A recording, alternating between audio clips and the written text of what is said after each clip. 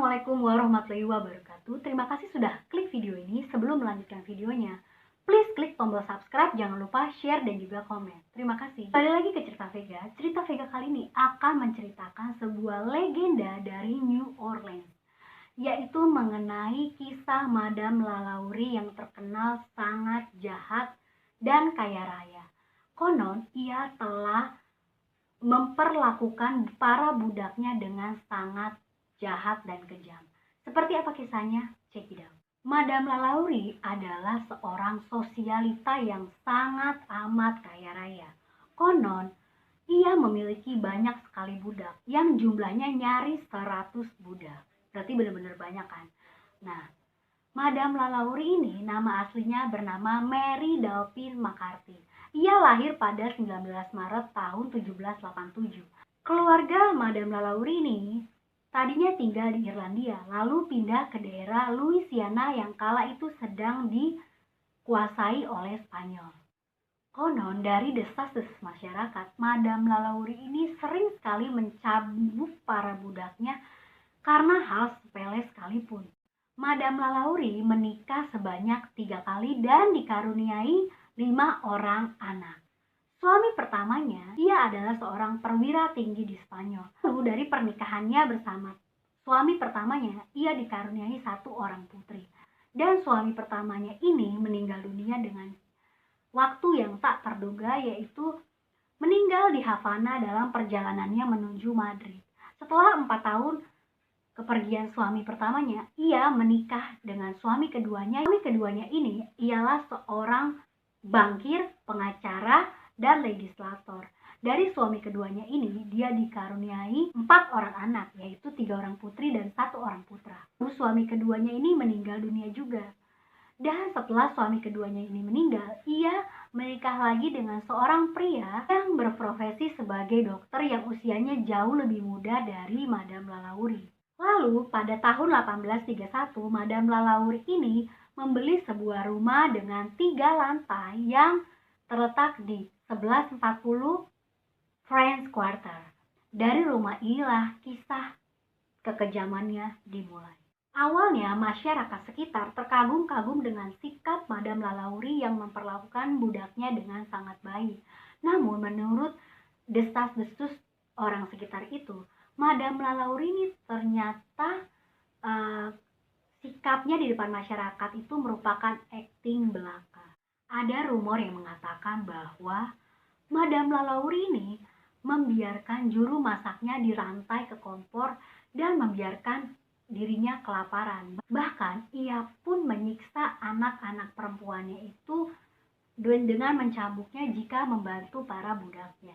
Suatu hari ada seorang budak yang begitu takut dengan kekejaman Madame Lalaurie, lalu budak tersebut bunuh diri dengan lompat dari lantai 3 karena ia tidak ingin membiarkan dirinya disiksa oleh Madame Lalaurie. Laporan lainnya yaitu seorang budak juga yang berusia sekitar 12 tahun yang bernama Lia.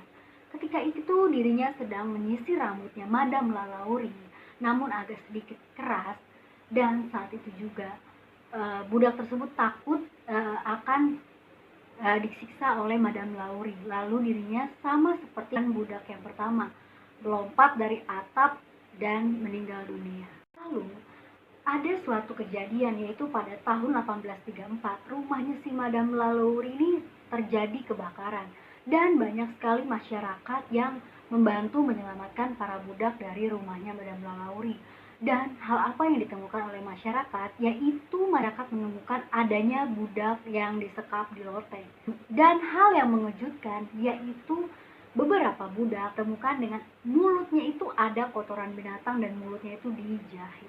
Begitu kejamnya Madame Lalaurie. Dan ada beberapa budak juga yang kakinya itu patah lalu seperti diatur ulang dan dia berjalan seperti kepiting. Dan sepertinya hal ini tidak dilakukan sendiri oleh Madame Lalaurie. Bukan juga ada seorang budak yang tangannya itu diamputasi dan kulitnya itu dikupas jadi nampak seperti ular. Kan konon menurut desas-desus dari cerita-cerita yang beredar, Madame Lalaurie ini menggantung tubuh korban yang sudah mati hingga membusuk. Begitu kejamnya Madame Lalaurie. Banyak budak Madam Lalauri yang hancur berkeping-keping dengan tulang-tulang yang telah berulang kali patah dan merekat kembali dengan sendirinya. Ketika loteng rumahnya itu terbongkar, seorang wanita ditemukan kehilangan lengan dan kakinya. Seorang wanita lain juga tulangnya dipelintir dan patah karena dia memaksanya untuk memasukkan budak tersebut ke dalam sebuah kandang yang sangat kecil yang biasa digunakan untuk seekor anjing. Pada saat ditemukan, kedua wanita itu ternyata masih hidup. Banyak pula ditemukan tengkorak manusia dengan lubang di kepala seperti telah dilubangi dengan menggunakan bor. Dan dalam satu kasus, seorang budak masih hidup dengan lubang yang penuh dengan belatung di kepalanya. Bahkan lebih mengerikan lagi, konon satu orang ditemukan dengan sebuah lubang yang dibor di kepalanya dan sebuah tongkat menonjol yang telah digunakan untuk menggerakkan otaknya. Konon setelah menyiksa budaknya ini, Madam Lalauri akan mengirim budaknya ke loteng tempat ia membuang budak-budaknya, dan dia tidak pernah mengeluarkan mayat-mayat mereka dari loteng.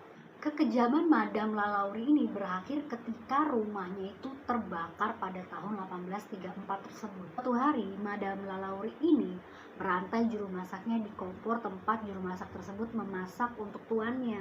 Entah kesalahan apa yang dibuat oleh juru masaknya, sehingga koki yang berusia sekitar 70 tahun tersebut membuatnya dihukum. Justru karena hal tersebut di puncak dari kehancurannya Madam Lalauri, karena sang koki mungkin berpikir daripada menjalani siksaannya, akhirnya ia memutuskan membakar rumah Madam Lalauri sehingga kebakaran itu mengundang perhatian seluruh warga kota dan menyingkap kejahatan Madam Lalauri terhadap budak-budaknya. Saat rumahnya terbakar, Madam Lalauri ini melarikan diri ke New Orleans, bahkan tanpa membuka kunci loteng di mana masih ada budak yang masih hidup. Daripada menghadapi tuduhan atas tindakan kekejamannya, dia memilih untuk membiarkan budaknya terbakar. Ketika kebakaran itu terjadi, masyarakat berusaha untuk mengevakuasi siapapun yang masih ada di dalam gedung tersebut. Tetapi pintu-pintu itu telah dikunci oleh Madam Lalauri. Mereka harus mendobrak semua pintu-pintu tersebut. Setelah para budak dibebaskan dari gedung terbakar itu, hampir 4.000 warga kota yang marah dan menggeledah rumah, menghancurkan jendela, dan merobohkan pintu sampai hampir tidak ada yang tersisa kecuali dinding luarnya.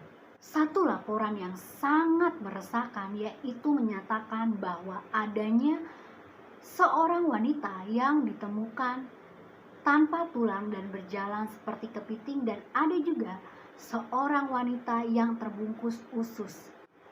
Ada desas-desus lain, ada mayat di loteng, mayat-mayat mereka dimutilasi dan tidak dapat dikenali.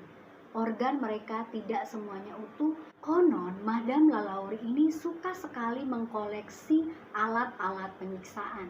Bukti mengerikan lain yang kemudian terungkap adalah Madam Lalauri memiliki sejumlah benda-benda penyiksaan.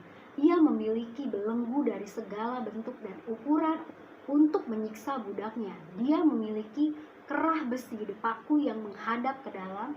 Cara kerah ini bekerja adalah Anda menarik napas, paku akan masuk ke dalam leher Anda. Suami Madam Lalauri jelas membela perilaku istrinya. Setelah Madam Lalauri meninggalkan rumahnya yang terbakar di 1140 Royal Estate, rumah itu tetap kosong selama bertahun-tahun. Tidak mengherankan ada desas-desus bahwa rumah itu berhantu, dengan orang-orang mengaku melihat dan mendengar hantu-hantu mantan budak yang disiksa oleh Madam Lalauri. Ketika rumah itu akhirnya ditempati lagi, pemilik baru itu mengeluh mendengar jeritan dan rintihan yang mengerikan. Dia hanya kuat tinggal di sana selama 3 bulan. Akhirnya rumah itu menjadi sekolah menengah anak perempuan, kemudian menjadi sekolah musik dan sekolah menari. Namun laporan berita lokal menuduh bahwa guru laki-laki sekolah itu telah melecehkan siswa-siswanya dan sekolah itu kemudian ditutup. Akhirnya rumah itu diubah menjadi bangunan apartemen yang murah sekali. Warga mengeluhkan penampakan hantu yang kejam dan menakutkan. Seorang penduduk mengaku melihat hantu budak telanjang yang dirantai mengejar mereka tetapi kemudian menghilang. Tidak pernah mudah untuk mencari penyewa yang bertahan tinggal di rumah tersebut. Dan akhirnya setelah tersebar kabar tentang kejadian aneh di sana, rumah besar itu sepi. Beberapa bisnis pindah dan tidak ada yang bertahan lama. Hari ini rumah itu sekali lagi hanya merupakan bangunan apartemen. Selama renovasi, para pemilik rupanya menemukan lebih banyak lagi mayat-mayat yang dibuang ke sebuah kuburan massal di bawah rumah itu. Madam Lalaurie telah terbukti melakukan penyiksaan terhadap budak-budaknya, tapi ia mampu menghindari hukuman.